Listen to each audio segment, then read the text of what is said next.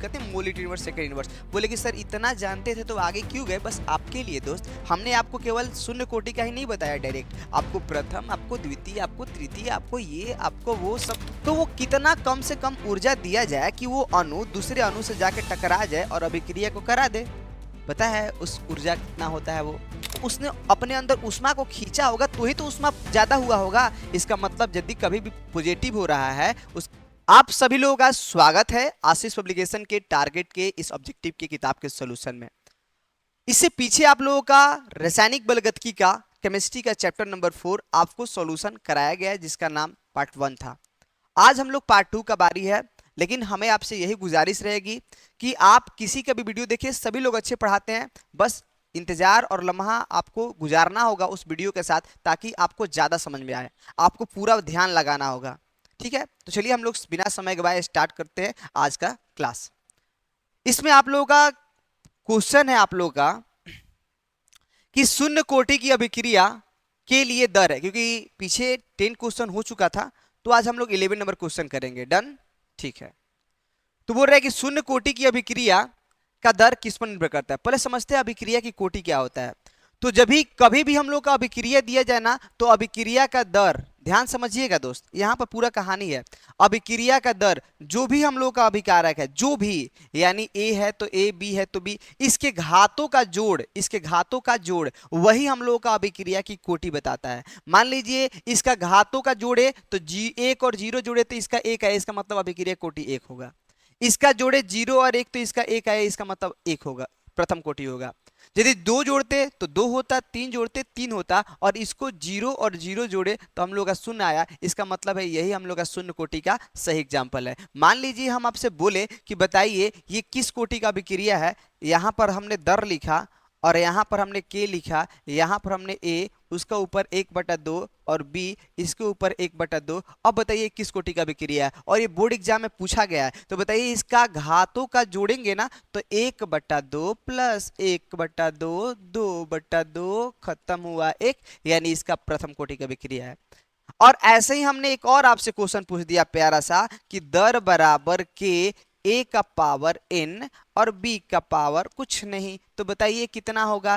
तो इसका ऊपर n, तो आपको लगता है इसका आंसर हो n होगा, जो कि गलत है, क्योंकि इसके ऊपर एक छिपा रहता है, और छिपा रहता है उसको निकाल दीजिए, नहीं तो पूरा हंगामा हो जाएगा। तो क्या हो जाएगा n+1, इसका सही जवाब क्या होगा n+1। बोले कि पूरा तरीका से क्लियर होगा, अब कोई भी अभिक्रिया की कोटि पहचानने में कोई प्रॉब्लम नहीं होगा।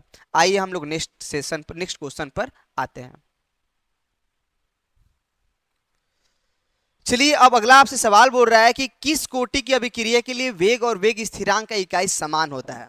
पहले आप लोग मात्रक निकालने के लिए समझेंगे तो ना कि भैया किस कोटि की अभिक्रिया। देखिए आपको किसी भी कोटि की अभिक्रिया निकालना होगा, किसी भी, प्रथम कोटि निकालना होगा, द्वितीय कोटि निकालना होगा, शून्य कोटि निकालना होगा, जो भी, शून्य शून्य निकाल सकते हैं, प्रथम निकाल सकते हैं, द्वितीय निकाल सकते हैं, तृतीय निकाल सकते हैं। हालांकि आपके एनसीईआरटी में 3 का ही जिक्र किया गया। बोले कि वो बताइए वो फंडा, वो ट्रिक क्या है। तो हम आपको ट्रिक बताते हैं। बोले ट्रिक, ट्रिक क्या है जी? तो ट्रिक इसको याद रखिएगा, क्या, लीटर मोल इनवर्स का पावर n-1 सेकेंड इनवर्स। आपको शून्य कोटि का मात्रक चाहिए तो n की जगह पर 0 रखेंगे, तो लीटर हो गया, मोल हो गया, इनवर्स हो गया, और n का जगह पर 0-1, और क्या हो गया सेकेंड इनवर्स। तो अब क्या होगा ना कि यहाँ पर 0 में से गया -1 हो गया। अब इसके ऊपर अब घात से घात को गुना कर दे, जैसे 10 का पावर 2 का पावर ऐसा -3 हो जाए ना, तो 2 का 3 से गुना करते हैं, -3 से, तो 10 का पावर कितना होगा -6, यानी घात को गुना करते हैं। तो 1 का -1 से गुना करेंगे तो क्या होगा लीटर इनवर्स, और फिर -1 का गुना करके माइनस माइनस क्या हो जाएगा प्लस, यानी मोल, और क्या हो जाएगा सेकेंड इनवर्स, यानी इसका मात्रक क्या हो जाएगा mole litre inverse second inverse. ऐसे ही यदि मान लीजिए कि आप प्रथम कोटि का निकालना चाहें तो n की जगह पर 1 रखेंगे, तो 1 में से गया 0, तो टोटल वैल्यू क्या हो जाएगा 1। बोले किसी का पावर 0 मतलब 1 होता है, यानी टोटल 0 नहीं होगा, 1 होगा, क्योंकि यहाँ पर 1 में से गया 0, किसी का पावर 0 मतलब 1, यानी प्रथम कोटि के लिए कितना हो जाएगा सेकेंड इनवर्स। ठीक है, तो ये हम लोग का शून्य कोटि के लिए, ये हम लोग का प्रथम कोटि के लिए। और यदि हम लोग n की जगह पर 2 रख दे तो 2 में से गया 1, यानी हम लोग का सेम टू सेम मात्रक हो जाएगा litre mole inverse second inverse. बोले ठीक है, ये हम लोग का द्वितीय कोटि का, यानी ये हम लोग का द्वितीय कोटि का है, ये हम लोग का प्रथम कोटि का है, ये हम लोग का शून्य कोटि का है। यानी पूछा एक था और बताया अनेक है, यही इस वीडियो का जादू होगा। क्या समझ में आया इतना? बोले हाँ। और इसको हम आपको बताते हैं वाजिब तरीका से कि इसमें और क्या कंसेप्ट है। ध्यान समझिएगा कि अभिक्रिया का वेग का फॉर्मूला क्या होता है। अभिक्रिया का वेग या दर का जो फॉर्मूला होता है, ऊपर रहता है हम लोग का अभिकारक, अभिकारक का मोलर सांद्रता, और नीचे क्या रहता है, समय रहता है। बोले ठीक है। तो मोलर सांद्रता का जो मात्रक होता है वो होता है मोल लीटर इनवर्स। ठीक है, मोल लीटर इनवर्स। और समय का मात्रक सेकेंड। जब सेकेंड ऊपर जाता है तो mole litre inverse second inverse, second inverse. तो अब बताइए मेरे भाई कि कौन ऐसा कोटि का वेग स्थिरांक का मात्रक है जिसका वो आएगा mole litre inverse second inverse. अरे भाई ये तो पहला ही है, mole litre inverse second inverse. आगे पीछे करते तो कोई दिक्कत नहीं, mole litre inverse second inverse. बोले कि सर इतना जानते थे तो आगे क्यों गए। बस आपके लिए दोस्त, हमने आपको केवल शून्य कोटि का ही नहीं बताया डायरेक्ट, आपको प्रथम, आपको द्वितीय, आपको तृतीय, आपको ये, आपको वो सब बताया। तो बोले ठीक है, यानी इसका हम लोग का सही जवाब क्या होगा। इसका सही जवाब होगा मेरे भाई, क्या आंसर होगा इसका सही जवाब। इसका सही जवाब होगा शून्य कोटि की अभिक्रिया। आपको प्रथम कोटि भी तो पता चल गया। बोले हाँ, तो इसका सही जवाब क्या होगा, शून्य कोटि का। और आप बता सकते हैं मेरे भाई कि शून्य कोटि का यदि आपको लिखने के लिए बोले तो कितना लिखेंगे, मोल लीटर इनवर्स, क्या लिख रहे हैं sir, mole litre inverse second inverse. प्रथम कोटि का बोला जाए तो सेकेंड इनवर्स, और यदि द्वितीय का बोला जाए तो litre mole inverse second inverse. बोले ठीक है, समझ में आया। बोले थोड़ा थोड़ा है लेकिन अब पूरा आ जाएगा। चलिए अब नेक्स्ट क्वेश्चन पर आते हैं। बोल रहा है कि अभिक्रिया के अणुओं को उत्पाद में परिवर्तित करने के लिए आवश्यक न्यूनतम ऊर्जा क्या होता है। जैसे कोई भी रासायनिक अभिक्रिया होता है तो उसमें जो अभिकारक के अणु होते हैं वो आपस में टक्कर करते हैं। अब अभिकारक के अणु को टक्कर, अब आपको दूसरे से टकराना है तो बिना खाए पिए, आपके शरीर में जान नहीं हो तो टकराएंगे थोड़ी ना। आप पहले पूरा खा पी एकदम मस्त हो जाते हैं, उसके बाद जाके दूसरे से टकराते हैं। लड़का से टकराना है, समझे, कुछ दिमाग फालतू मत लगा लीजिएगा लोग। तो अब कहने का मतलब मेरे भाई ये है कि अब इसमें थोड़ा सा हम लोग क्लाइमेक्स मिलाते हैं कि ये हम लोग का लड़का लड़की का मैटर नहीं है, थोड़ा सा हम लोग अभिकारक ऊपर जाते हैं। तो जब अणु को दूसरे अणु के पास टकराने के लिए, जाने के लिए भैया ऊर्जा तो चाहिए, क्योंकि बिना ऊर्जा का वो गति करेगा नहीं। तो वो कितना कम से कम ऊर्जा दिया जाए कि वो अणु दूसरे अणु से जाकर टकरा जाए और अभिक्रिया को करा दे। पता है उस ऊर्जा कितना होता है वो, तो उस ऊर्जा का नाम होता है सक्रियण ऊर्जा, और ऐसे टक्कर को बोलते हैं प्रभावी टक्कर। यानी प्रभावी टक्कर करने के लिए अणुओं को जो न्यूनतम ऊर्जा की आवश्यकता होती है, उस न्यूनतम ऊर्जा को हम लोग क्या बोलते हैं, सक्रियण ऊर्जा। और यही इस सवाल का जवाब है, यानी उसको हम लोग क्या बोलते हैं, सक्रियण ऊर्जा। बोल रहे यदि प्रतिक्रिया ए रिएक्शन बी और प्रतिक्रिया का वेग नियम है तो आपको बताना है कि वेग नियम क्या होता है। चलिए आपको बता देते हैं, इस तरफ आते हैं। देखिए आपको ए रिएक्शन बी मिला, बोले ठीक है। उस रिएक्शन में आपको किस तरीके से दिया गया था, ऐसे दिया गया था, माइनस डी ए बटा में डी टी दिया गया था, और 2 ऐसे डी बी बटा में डी टी दिया गया था। बोले हाँ सर एकदम बात सही है। तो सबसे पहला अभिक्रिया का वेग किसे कहते हैं, अभिक्रिया का वेग किसे कहते हैं।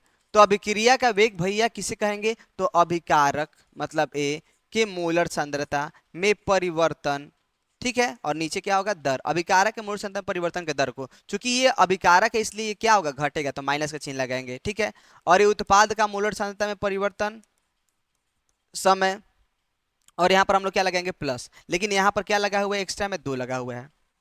अच्छा 2 लगा है, इसका मतलब क्या है कि जो 2 लगा है वो गुना में इधर आएगा तो क्या हो जाएगा, भागा में।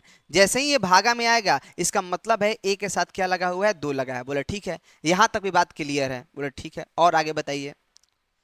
तो यहां पर 2 लगाने का उद्देश्य यही है कि भैया यहां पर हम लोग का 2 गुना में इधर आएगा तो क्या हो जाएगा, भागा में हो जाएगा। और जब भी भागा में हो जाएगा इसका मतलब इसके साथ क्या लगा हुआ है, 2 लगा है, ठीक है। इतना कंसेप्ट आप सीख रहे हैं। बोले ओके। अब आइए उसके बाद बताते हैं कि यही बात नहीं है, अभिक्रिया का वेग नियम कहता है, अभिक्रिया का वेग नियम कहता है कि अभिक्रिया का वेग नियम के अनुसार कि जो अभिक्रिया का वेग होता है वो अभिकारक के मोलर सांद्रता के घात के क्या होता है, योग के बराबर होता है। तो यहां पर हम लोग क्या कर देंगे, तो वेग स्थिरांक के रूप में क्या लगाएंगे, के। तो अब बताइए कि इधर का बात यदि बराबर है, अभिक्रिया का वेग, इधर भी अभिक्रिया का वेग, तो इधर का भी बात बराबर होगा। इसका मतलब क्या है कि माइनस डी ए बटा में डी टी जो बराबर होगा वो किसके बराबर होगा, के ए का स्क्वायर का। दोबारा समझिए, हो जवाब हो चुका है लेकिन दोबारा समझिए।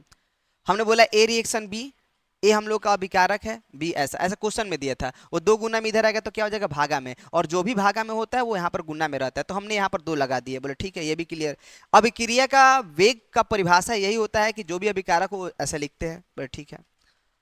अब इसमें क्या था ना कि जो दो हमने इस्तेमाल किया वो किस लिए इस्तेमाल किया, जो दो इस्तेमाल किए यहाँ पर गुणज को बताने के लिए। एक्चुअली ये भी हम लोग का अभिक्रिया के वेग के रूप में, ये वेग नियम है, उसके अनुसार हम ऐसे लिख सकते हैं। तो इधर का बात यदि बराबर है तो इधर का भी बात क्या होगा, बराबर होगा। तो हमने बराबर किया और इस आंसर को हमने लिख दिया। इसका सही जवाब क्या होगा मेरे भाई, इसका सही जवाब ऐसा होने वाला है। तो आप ढूंढ लीजिए किस ऑप्शन में है। इसका आंसर नंबर क्या हो जाएगा, इसका आंसर नंबर क्या हो जाएगा, ए। ठीक है, आइए नेक्स्ट क्वेश्चन पर आते हैं। बोल रहा है किसी प्रतिक्रिया का अग्रिम एवं पीछे के प्रतिक्रिया का उत्तेजन ऊर्जा समान हो तो आपको पूछा जा रहा है बताइए वो कौन सा अभिक्रिया होगा जिसमें ऐसा समान होता है। चलिए एकदम बहुत अच्छा सवाल है और बहुत हल्का सवाल है, समझिएगा। देखिए, तो आपको बताएं कि डेलेज का क्या लोचा है। डेलेज मतलब होता है उसके अंदर की उष्मा, ठीक है ना। तो जब भी डेलेज का मान पॉजिटिव है इसका मतलब है कि उसमें उष्मा बढ़ गया, उसके अंदर उष्मा आ गया। डेलेज मतलब क्या, उसके अंदर की उष्मा, तो उसने अपने अंदर उष्मा को खींचा होगा तो ही तो उष्मा ज्यादा हुआ होगा। इसका मतलब यदि कभी भी पॉजिटिव हो रहा है उसका मतलब वो हम लोग का क्या है, उष्मा शोषी अभिक्रिया है। ठीक है, और डेलेज का वैल्यू यदि निगेटिव हो गया मेरे भाई, इसका मतलब क्या है कि उसके अंदर की उष्मा घट गया। उष्मा घट गया तो उष्मा कब घटेगा, जब उष्मा को क्या करेगा, बाहर निकालेगा। तो ये हम लोग का क्या है, उष्मा क्षेपी है। बोले ठीक है, ये भी क्लियर। तो अब कभी भी यदि मान लीजिए कि ना उष्मा घट रहा है ना उष्मा बढ़ रहा है, तो ना तो आगे जा रहा है ना तो पीछे जा रहा है, तो इसीलिए ये दोनों बात नहीं होगा, यानी उसमें उष्मा छेपी ना तो उष्मा शोषी नहीं होगा, इसलिए इसका डेलेज का वैल्यू कितना होगा, 0 होगा। चलिए हम लोग 60 नंबर सवाल पर आते हैं, और ये सवाल बोल रहा है किसी रासायनिक अभिक्रिया निम्न प्रकार संपन्न होती है अभिक्रिया का वेग समीकरण। चलिए जब महफिल सजा है तो और सजाते हैं और दिल को एकदम खूबसूरत बनाते हैं। कभी भी ऐसा सवाल हो जिसमें तीव्र और मंद का पद हो तो आपको याद रखना है कि अभिक्रिया का वेग उस पद पर निर्भर करता है जो मंद होता है। बोले क्यों सर, हम बोले कि मान लीजिए कि आपको 11 प्लेयर का क्रिकेट का मैच है और 2 प्लेयर लेट से आ रहे हैं, तो क्रिकेट कब स्टार्ट होगा डिसाइड करता है कि लास्ट वाला प्लेयर कब आता है। तो ऐसे ही क्या होता है ना कि अभिक्रिया का वेग इसके अनुसार कि जो हम लोग का अभिक्रिया का जो वेग होगा, अभिक्रिया का जो वेग होगा वो किस पर निर्भर करेगा मेरे भाई, तो अभिक्रिया का वेग मंद पद पर निर्भर करेगा। तो और मंद पद में अभिकारक कौन है, तो मंद पद पर अभिकारक है O। ठीक है, और वेग स्थिरांक तो हटता है, ये समानुपाती का चिन्ह, तो O और क्या आएगा, O3 आएगा। बोले ठीक है सर, समझिएगा बात। हमने क्यों ये लिखा, ये क्यों लिखा, क्योंकि अभिक्रिया का वेग उस पद पर निर्भर करेगा जो मंद होगा। तो जब भी कभी ऐसा सवाल है तो आपको मंद पद का अभिकारक लिख देना है। बोले कि सर वो मैच ही नहीं कर रहा है, अब आगे बताइए अब आपका क्या प्रॉब्लम है।